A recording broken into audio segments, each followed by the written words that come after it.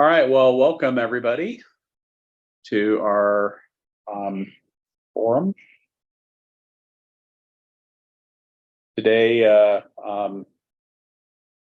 we have a great guest for everybody. Little housekeeping.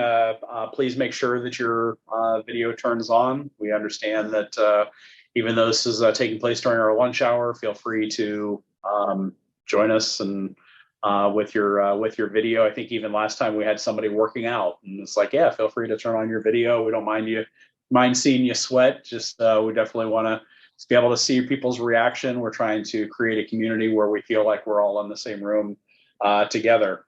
We are, as you know, recording our presentation and our ahas only. Our breakout sessions are not going to be recorded to maintain confidentiality and allow us to be open and vulnerable with each other. When we do have our breakout sessions, have an idea of your purpose, cause, and passion, and think of an issue that you'd like to discuss with the group that you might have today. And obviously, we're trying to create a safe space and really try to build the community and share with each other and so forth. And then obviously our commitment is to start and end on time. So no matter what, we're always try to be cognizant of your time and make sure that we are ending on time. So that way you guys can get about your day. So kind of the agenda for today. So we have our presenter who is John Hanson, which I think most of us know. We've all shared in John's wisdom, but then we'll have a 45 minutes for a breakout session, and I'll come back together for 10 to 15 minutes at the end for ahas and conclusions. So without further ado, I'm going to let Megan introduce John. Hello, everyone. I'm Megan Frutel. It's a pleasure being a part of this call. I have the pleasure of introducing our Noble Knowledge Forum and guest presenter, John D. Hanson. John's extensive and diverse resume across many demanding industries has established and prepared him for sharing his strategies and best practices surrounding growing your personal brand, creating a global network online and in person, which he's mastered. In addition, writing his book, Wow Your Customers, 7 Ways to World-Class Service, and his upcoming book launching this fall. So I think we can all benefit from his senior leadership, passion, and purpose surrounding this topic. So without further ado, I will have John take over and share all of his wisdom. Well, thank you so much. I'm going to share my screen here. And let me know if you can see this. I'm going to go into presentation mode. There. Can everybody see that okay? And can everybody hear me okay? Yep. So I am not in a limo. While some might think that that would be awfully cool. I was working from home today. We live outside Marysville, and the internet was so spotty. I'm like, I am not risking this thing crashing in the middle of sharing with you how to design a personal brand.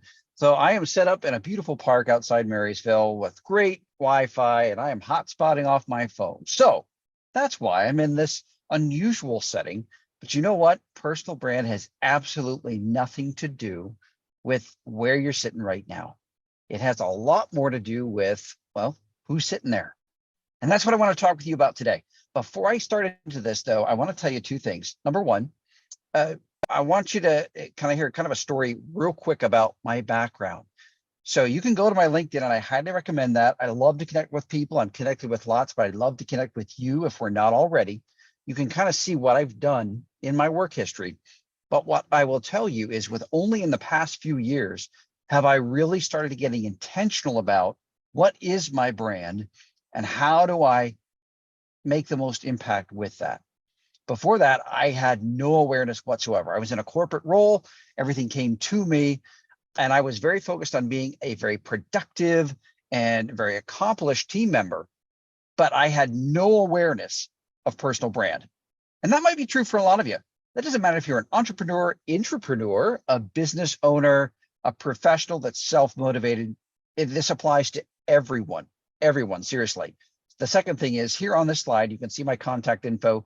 If you've got questions, if you want some of the resources, the slide deck, the book reading list I'm going to mention later, anything that I talk about on this, if you want any of that, please let me know and just send me an email, and you will get an email from me. You will not get on a pitch list of, hey, here's what you can buy from me this week. I promise. All right, so let's go into this. Personal brand. What is it? Well, let's start with what can be parts of it, but what it isn't actually entirely. So oftentimes when people think of brand, they think of logos, they think of a slogan or a motto, or even a mission statement, values and beliefs. All those things are good and part of your personal brand, but they're not the things that are most important or the most important aspect of your personal brand. So let's go into what that is. All right, your personal brand is those things I mentioned before, but even more importantly, these are far more important. Your reputation, your reputation. Does your reputation precede you? What is your reputation? Might be good to know that. Number two is your expertise. What are you skilled at? And do people know that? Number three is your influence. And I would hope it would be a positive influence. We're going to go with the assumption that it is. So let's say your positive influence. What positive influence do you have? Number four would be your network. What is your network? And I'm not just looking at first degree connections only, and not just social media. I'm talking about who are you connected with that know you. Your name. It's now, if your name was John Smith, that could be a tough one. It's like, how many other John Smiths are there? Well, there are a few other John Hansons. The more distinct your name is, the more that you should be considering that as a very strong advantage for a personal brand and your differentiators, especially if you do something that a lot of other people do. What are your differentiators? But here's the thing that's most important about your personal brand that often gets missed, and that's the experience that others have with you, the experience they take away. That, in a nutshell, is your personal brand. So I did a quick word study on experience. What does the word mean? I use it all the time, but I never did look at it. So I found out experience means knowledge gained through, repeated experiments. Here's what's critical about this. People that have had one encounter with you and you've never seen them again, it's not an experience. The people that had it did some kind of interaction and you've never heard from them again. People that you had relationship with and they faded out. That, again, is they had past experiences, but not present ones. Experiences are repeated experiments, repeated experiences. So think about this. The people that you regularly interact with, and I have a presentation on this about customer discovery, the people you regularly interact with, those are the ones that are having experiences with you. And those are the ones that are going to be very important to be keeping in your mind as we go through what a personal brand looks like. So the question you need to be writing down and answering is, what experiences are people having with you? It's actually a fun exercise because when you do it, you'll find out that there are so many people in your life that are regularly interacting with you. You have far more experiences than you think, and that's really critical. So let's go into this. All right, your personal brand. Instant, I have this in leadership too. I say this. You can have leadership by default, or you can have it by design. One is far better than the other, and the same is true for your personal brand. You can have it by default, or you can have it by design. I had it by default, and me and hundreds of others got cut from a Fortune 10 company. Why? Because I didn't stand out. I was like everybody else. Whether you're in a corporate role, whether you're an entrepreneur, business owner, self-motivated professional, your personal brand absolutely matters. So I'm going to help you create a clear, compelling, and comprehensive personal brand. Now you ready? Here, the slide gets cluttered, but I promise I will go through these one at a time. Here we go. So clarity. If you have not read the book, and remember that I told you I was going to share my Goodreads link with you. If you like reading topics, I intentionally read and notated a book a week for 2 years. So I have over 100 books in this curated list, all on self-improvement, business growth.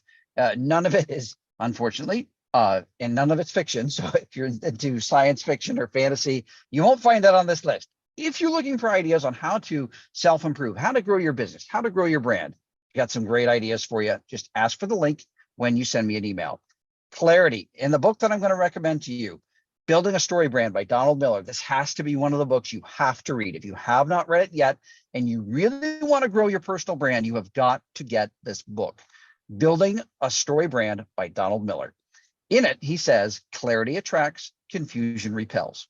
Your personal brand has to be clear. And the more clear it is, and I keep working on this, I keep refining the clarity of my personal brand constantly. This is work that's never done. Constantly working on making it clear. Clarity attracts. Use this analogy. A magnet up and down doesn't attract anything. A magnet facing this way, let's say, repels the same kind of pull. A magnet facing this way with another magnet attracts strongly. What you're trying to do is not be neutral with your brand. You're not trying to repel.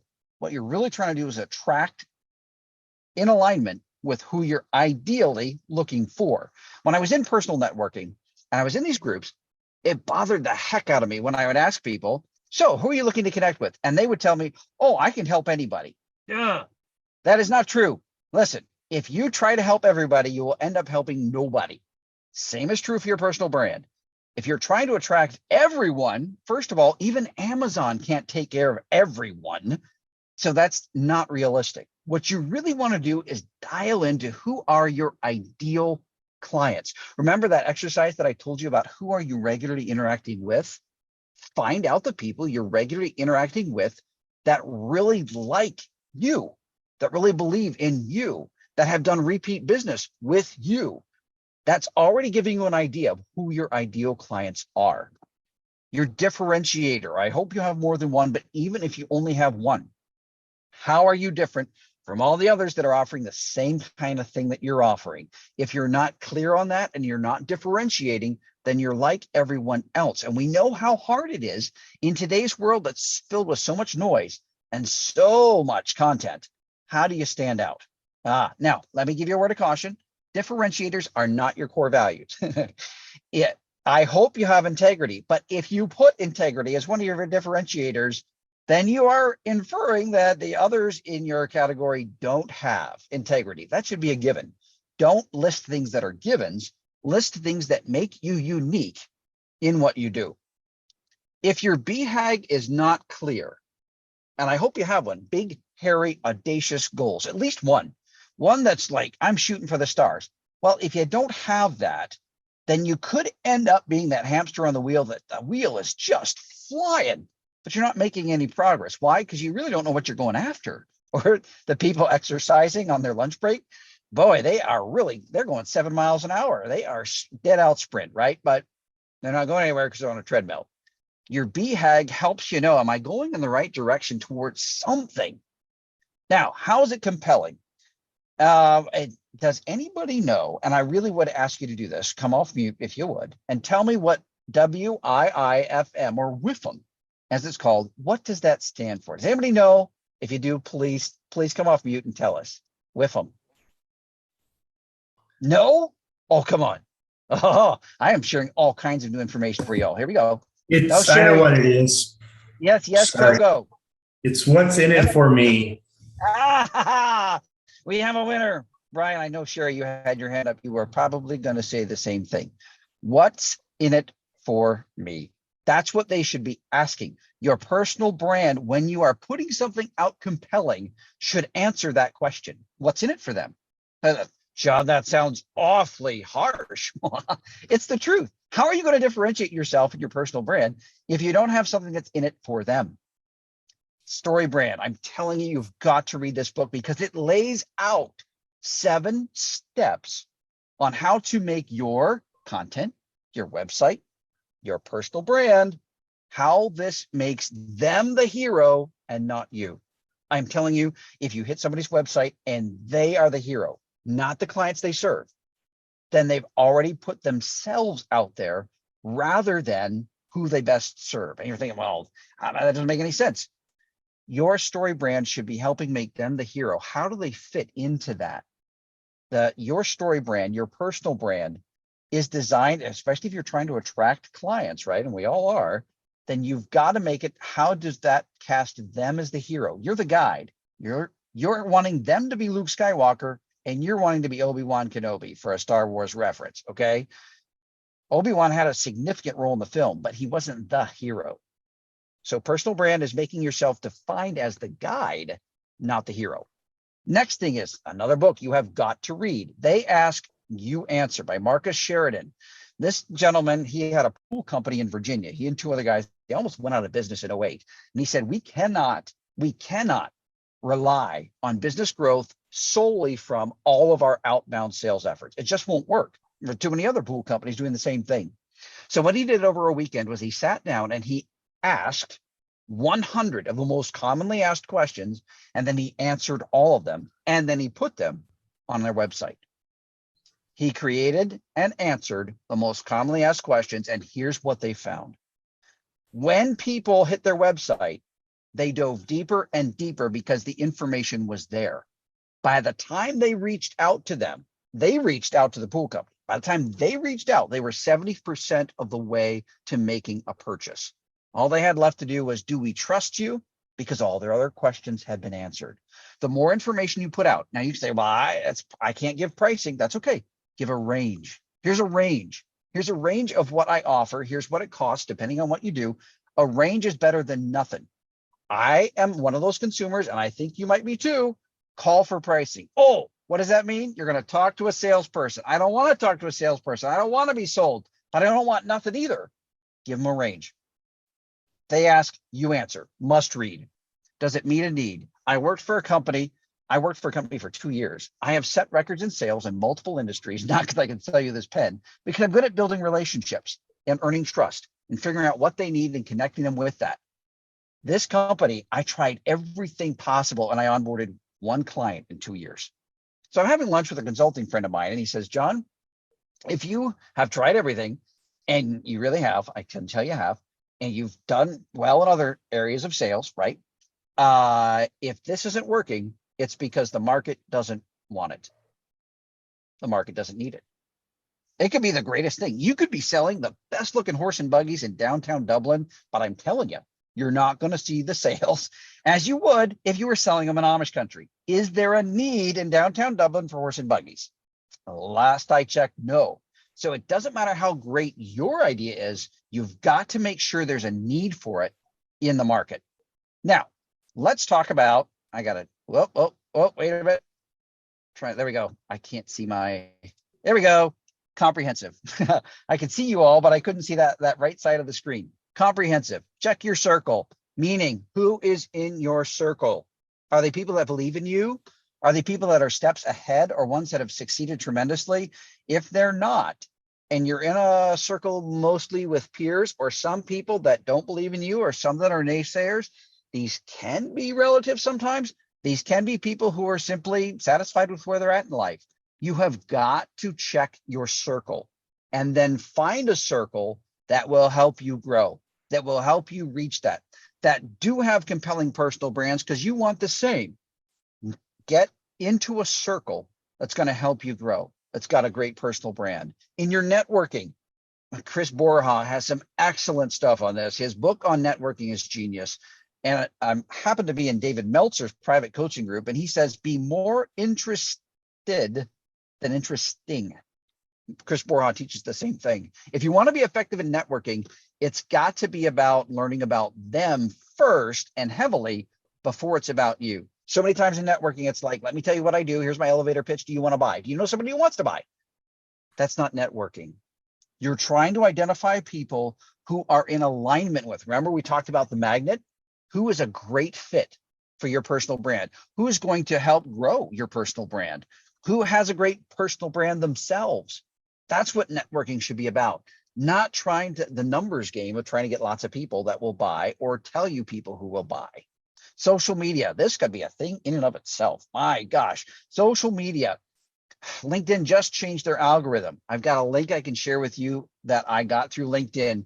LinkedIn is changing their algorithm again. Social media is so hard to keep track of, but does your social media match your brand, or is it all over the place? Or do you even have a clear brand? Remember, clarity, compelling, comprehensive means in every aspect. When people encounter you, people experience you, does your brand match? Same with your website and logo. Do you need a logo? Do you need a website? If you do, does it match your brand? Is it story brand? Is it about making them the hero? Is it providing the answers up front to the questions they're most likely to ask? All right. And here's what not to do. I'm going to give you 7 what not to do's before we go into our breakouts, because I literally have a little over a minute, because I am keeping this at 17 minutes like I promised. Don't obsess with connections. It's not about number, it's about fit. Number 2, don't obsess with likes. Get conversations, because that's what drives every algorithm on every platform. Don't obsess with comparison. Renee Vidor has a great book called Measuring Up.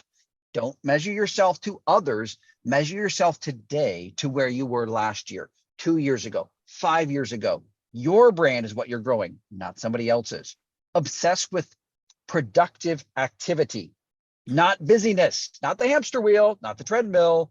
Are you making progress? Don't be the burnout at the drag track. Boy, it looks cool. Burn rubber and smoke, but they aren't going anywhere. Productive activity. Don't be obsessed with revenue. Like, that's easy for you to say. I've been there, done that multiple times. Look at return. Does that mean I don't speak for free? No, if it makes sense, sure you do that. But don't obsess with the revenue at first. You're building your brand. The revenue and the strong enduring revenue comes later. Don't obsess with width. People try to get so wide, so big. Focus on depth. Get deep with people that love you. They love your brand. And lastly, don't obsess with reach. It's not about numbers. It's about impact. The people that know you and your brand, focus on the impact. How did I do?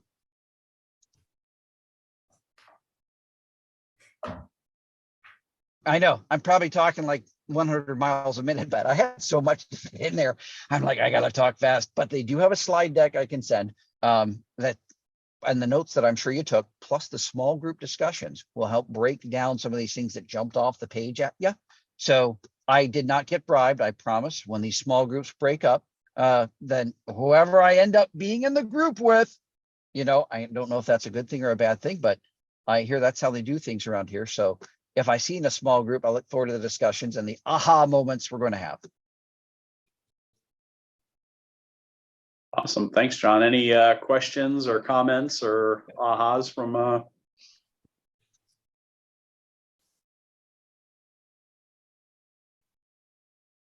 It was really great. I enjoyed it. Thank you. Yeah, I know it's a lot. That's why the small group discussions are so important, because somebody just like blasted you with a fire hose. You're like, I don't even know what to say. But that's okay. What small group discussions are for. Hey, John, was the book a building a storyboard brand? What was the name of that book? You mentioned Building a Story Brand by Donald Miller. Okay, story. Excellent book.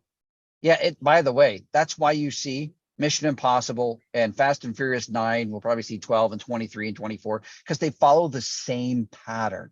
And that's why they make so much money. And your brand can do the same thing by implementing that proven pattern that Donald Miller puts in that book. You mentioned another book called They Ask, You Answer. Could you please share the name of the author again, please? Marcus Sheridan. Thank you. Oh yeah, great book. Grateful that I have the endorsement from him for my new book, Winning Secrets. A good guy, great speaker, excellent tips on marketing that anyone and everyone can use. Follow him on LinkedIn. Good guy. Wow, John, it's really good stuff. And I'm keep pondering back over this list of what not to do. And on these forums, I'm still just really learning. Startup, bare bottom, just learning everything. But I'm like, I'm really curious what kind of questions everybody else has when it's like, don't obsess with connections, activity, revenue, width, reach, like all those really obvious things that you work on in your business. I mean, I like the way you've laid it out, but I'm just wondering if anybody else has any questions about those things not to do. Is there a way to see that slide again? Sure. Yeah. Absolutely. Let me pull it up here, share, and let me go down to, there we go, the what not to do. Yeah, there's definitely great reminders in there, because it's so easy to obsess with the wrong things. So yeah, and this was a process over time, years. It took me about 5 years to grow to the network that I have And I'll tell you, some of the amazing breakthroughs have only happened in the last 6 months. But it's all the work that I did consistently over those years that created the opportunities to get introduced into the circles that are bringing me up to where I want to be. That consistency is so much more important. Atomic Habits, if you're going to read another book about consistency, about intentionality, Atomic Habits. And James Clear, the author, is from Columbus, Ohio. Great book, Atomic Habits. 1% improvement every day over the course of a year ends up to 300% improvement by the end of just 1 year. So it's about habit stacking. It's a great book. Yeah, it's a good book. Yeah. I feel with the touch on the obsess with the activity is a huge thing I struggle with, because I always feel like I'm pulled in 20 different directions. Or is that just the entrepreneur mindset? Oh, that could be the blessing and the curse. Absolutely, of being like an entrepreneur, serial entrepreneur, visionaries, so much that way. So that's where the intentionality about what I'm about to do, is that in line with where I want to go? Sales trainer, great friend of mine. He put it this way: highest and best use. Or Jim Collins says, you've got to say no to the good in order to say yes to the great. With what I'm about to do, does this have potential for great return, great impact, great progress to my goals? Or is it like just okay? If it's just okay, don't do it. Too much just okay out there that we do. And it's like, why did I do that? Well, because you felt like you were checking something off your list, but consult the list first with where you want to go.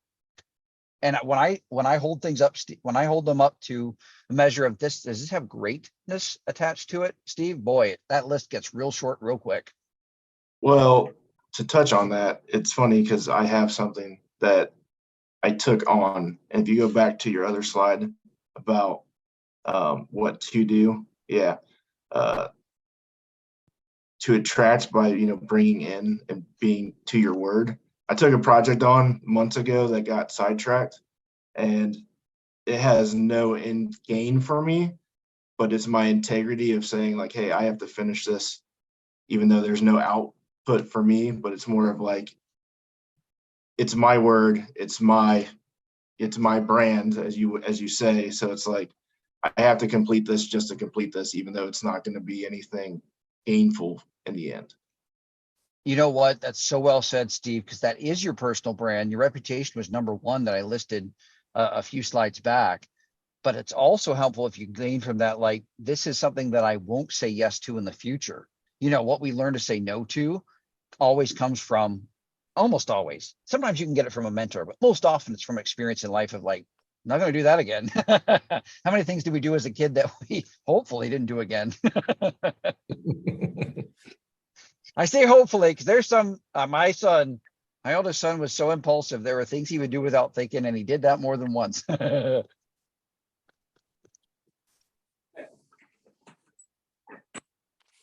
right. Well, cool. Well, let's prep to break out in our breakout sessions. Agenda, we'll have 3 to 4 people in each of the breakout sessions. We're going to want to assign an integrator. So basically the integrator is just going to be somebody who has been in a breakout session before and kind of keeps everything organized and so forth within the breakout.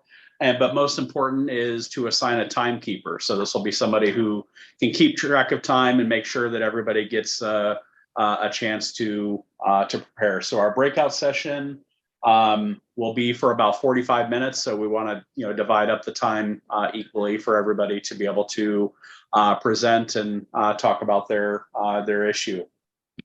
So everybody will make an introduction. So as soon as you get in, everybody can make an introduction, your name, your business, your purpose, cause, and or passion, and then just a really, really high level of what the issue or topic that you would like to discuss within your time. It's okay if you don't have an issue. You can relieve time for other people in your group. You do have time, so feel free to use it. And then for You just made me The ahas. remember that I forgot to start it again when we came back for the ahas.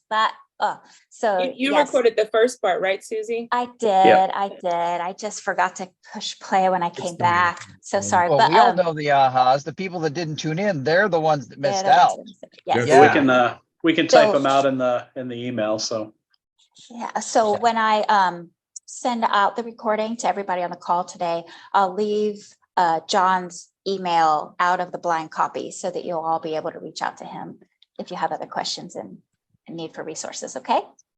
Thank you. and so kind of on that, I want to get you guys out of here on time. Our next our next virtual forum, we have Todd presenting on unlock the power of trademarks. So this is definitely something for entrepreneurs. Protecting your intellectual property is very, very important. So definitely excited about that one. And then our next live event is Jim McFarland, who's actually on the call with us today. And Jim is talking about the 5 capitals. So a kingdom-minded understanding of investing. So that actually sounds really, really great as well. And then some new things on the social media front. So I know a lot of you are in our community group or our group within LinkedIn.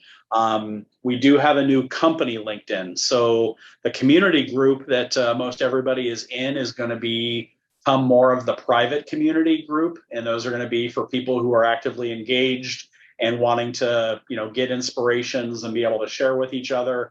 But if you want to know upcoming events and, those types of things, then you want to be connected to our new company page. So a QR code for that is posted in the middle there. So if you go to LinkedIn, you can do /company/the noble wisdom with hyphens in between those, and definitely get connected there, because that's going to be our main site for new things. And that's how those are where you're going to be able to even share. So like if you want to share an upcoming, session. So like, with Jim speaking, I'll be able to actually share that in my LinkedIn and connect with my community. And that was something that we were not able to do prior with the groups. So everybody please scan that and get connected there.